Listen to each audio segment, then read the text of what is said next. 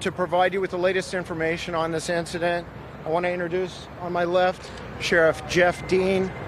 Excuse me. This is the Sheriff of Ventura County. Name is spelled G-E-O-F-F. Last name is spelled D-E-A-N. On my right is Ryan Young. He's a special agent in charge of the Los Angeles Field Office of the Federal Bureau of Investigation. His name is spelled R-Y-A-N.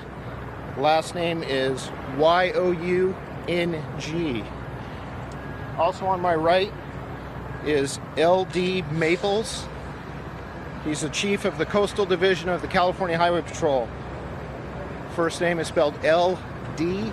Last name Maples, M-A-P-L-E-S. So right now I'm going to hand it over to Sheriff Dean to give you the latest. Good morning. You're all experienced reporters, and you understand this is dynamic, ongoing investigation and a tragic situation. So I'll go through the details. I'll share with you everything I have, and we'll answer all the questions you may have. Our partners from the FBI and the Highway Patrol will also answer any additional questions you might have. Tonight at 11:20 p.m., Sheriff's 911 received multiple calls of shots being fired at the Borderline Bar and Grill in Thousand Oaks. Our first sheriff's unit arrived on scene. 3 minutes later, there was also 2 Highway Patrol officers on scene who had been on a local traffic stop and heard the traffic and responded right away. Approximately 3 minutes later, a Highway Patrol officer and a sheriff's sergeant made entry into the borderline because they heard shots being fired and felt there might be additional victims inside. Upon going through the front door, the sheriff's sergeant was struck multiple times with gunfire. The Highway Patrol officer stepped back and secured the perimeter until additional units arrived, and he rescued the sheriff's sergeant out of the line of gunfire. When additional units arrived, including SWAT personnel, agencies from the Oxnard Police Department, the Simi Valley Police Department, the Ventura Police Department, and additional officers from the Highway Patrol, they made entry into the Borderline Bar and Grill. They found 11 victims that had been killed. The suspect, who we believe was the only suspect, was dead inside. And there were multiple other victims of different levels of injury inside that were rescued from the scene and taken to local hospitals.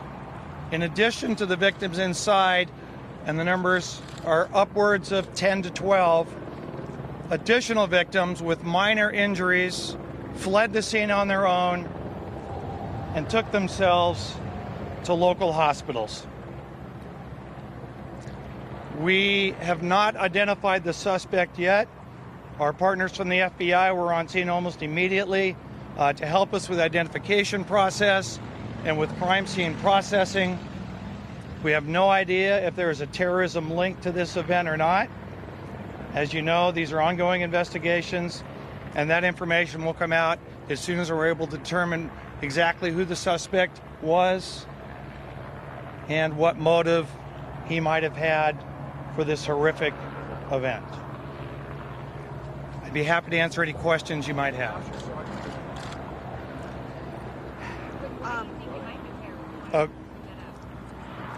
Well, the Sgt Helus died at the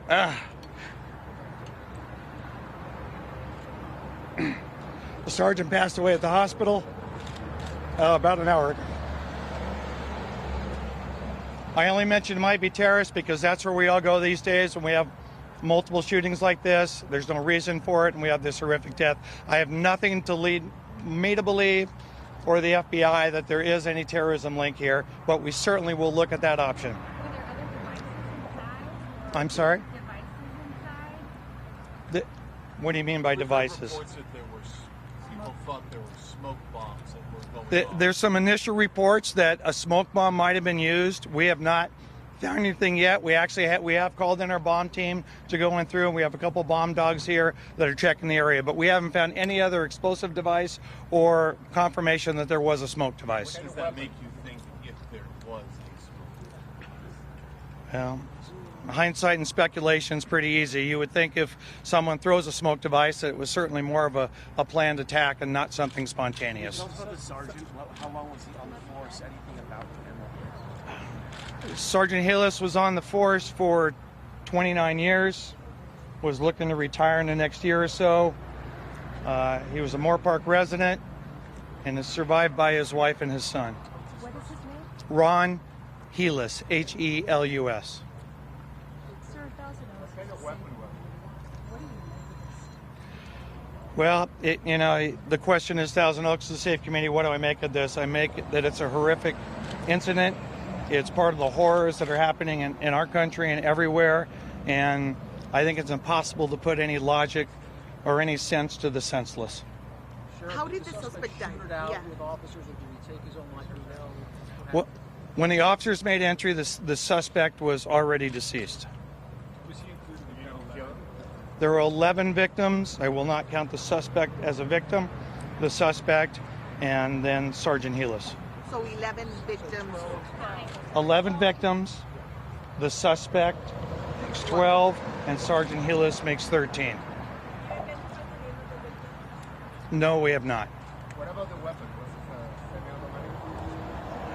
it semi-automatic? We have not found any type of assault rifle inside the location. The only weapon we have found that we believe was used was a handgun. Haven't gone through the scene in detail yet.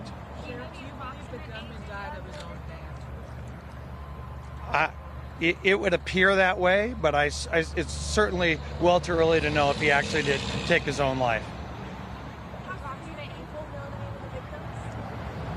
Well, certainly we have to wait for the medical examiner to get here. We have to do family notification. So candidly, it'll be hours and hours. Do you know if the suspect had visited this bar before? Has anybody said anything? We don't know anything about the suspect. We haven't talked to anybody that had any contact with him prior. He lived here?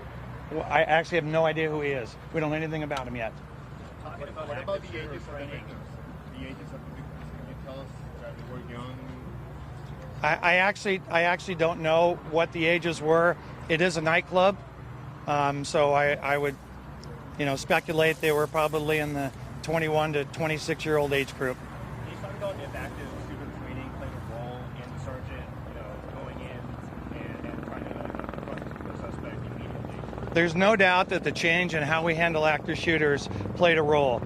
Sergeant Helus and the Highway Patrol officer first on scene, they knew they had to take action, and they went in and did what they had to do. One more time. 13 people down. Yes, 13. We don't know how many are injured because they went to separate hospitals. I'm going to speculate, given what I've heard, somewhere between 10 and 15 additional injuries. And we don't know we don't believe there might be one additional gunshot victim, but we think there are other injuries, people trying to escape, breaking out windows, and doing different things.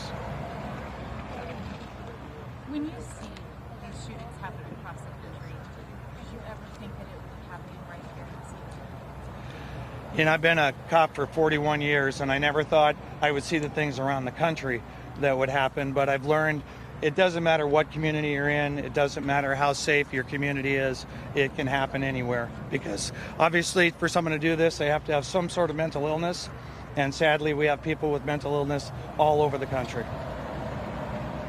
Sheriff, were any threats to anybody in the bar, any kind of indication something like this could happen? We have actually no information about that at all. But again, we're very early on in the investigation. Do you know what happened? We heard that he went inside, shot the security guard, and then kind of went in and started shooting. Is that what happened? Or can you walk us through? We actually don't know.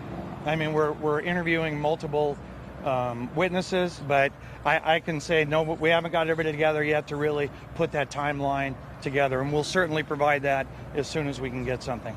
Sheriff, do you have any thoughts at this time on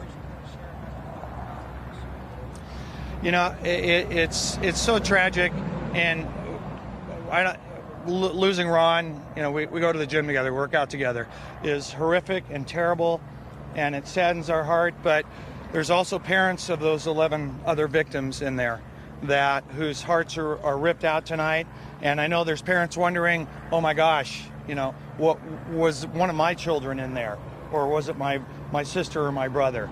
So there's just no way to describe this. It saddens us all, and it tears at our hearts and emotions, as it should. And if we ever get to the point where it doesn't, then there's something wrong with us. Sheriff, can you talk about after Parkland? There was a lot of questions about police not being active enough, and it does sound like your sergeant really was proactive. What was the thought process in the department after Parkland? How it has changed? Actually, it changed for us after Columbine, years and years ago, and we trained with our fire department for active shooting, and our officers know when you get to a scene and there's two of you or even just one of you and there's shooting going on, you go in. And that's a change of philosophy of what it used to be. And we worked so well in our county. The Ohio Patrol was here. When they made entry the second time tonight, there were Simi Valley officers, there were Oxnard officers, there were Ventura officers, there were sheriff's deputies, and there were Ohio Patrol officers. Everyone comes together to solve the problem.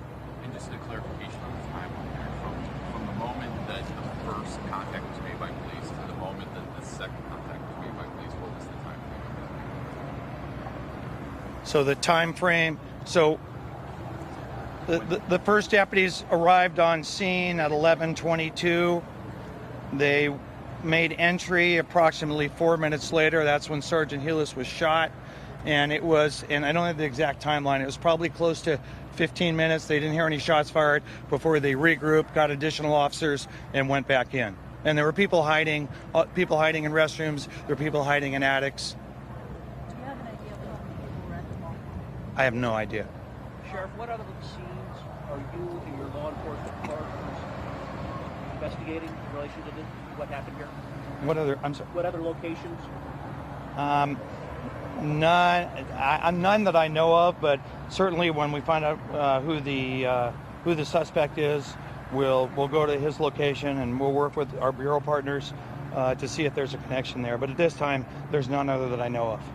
Was the suspect armed with multiple weapons, or was it just one? Right now, as far as we know, there was only one handgun, but that could certainly change as we do a more thorough search of the building. And can you clarify? You said the suspect was down when police entered the building.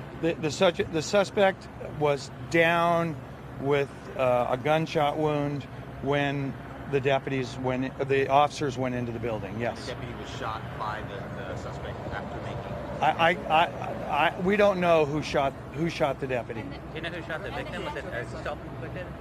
We don't know who shot anybody at this point.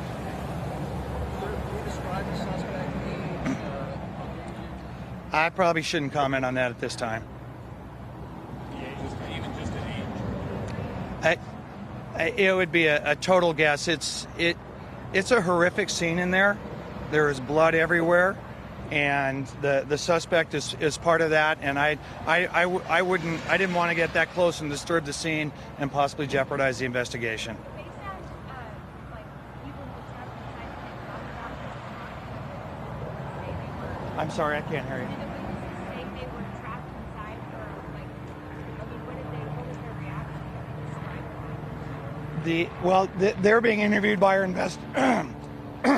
by our investigators. I honestly don't know exactly what they said at this point. I wanted to get out information as soon as I could to you, and we'll continue to follow up. I have no idea what happened inside there. Is that the sergeant? Yes. Thank you.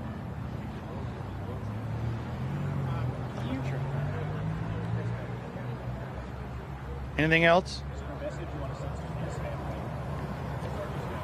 I've met with them and talked to them. We spent time. I made sure I talked to them before we released a name. When can we get another update with everything that's going on?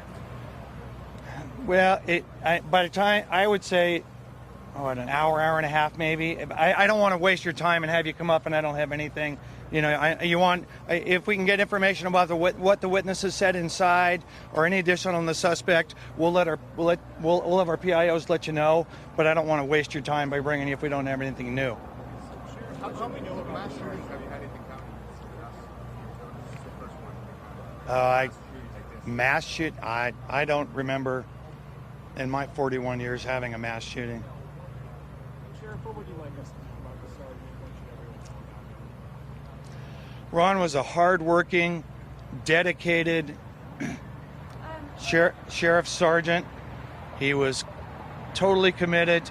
He gave his all, and tonight, as I told his wife, he died a hero because he went he went in to save lives, to save other people. Sheriff, one question here. And for those parents who are waking up to children, relatives, friends, what should they do right now? I believe we have a victims hotline. We do. And the PIOs will give you the victims hotline number where they can call to check and just make sure. And where And- were they transported? Were they all transported to one place? The English? They went to multiple hospitals. Thank you, sir. Okay, thank you.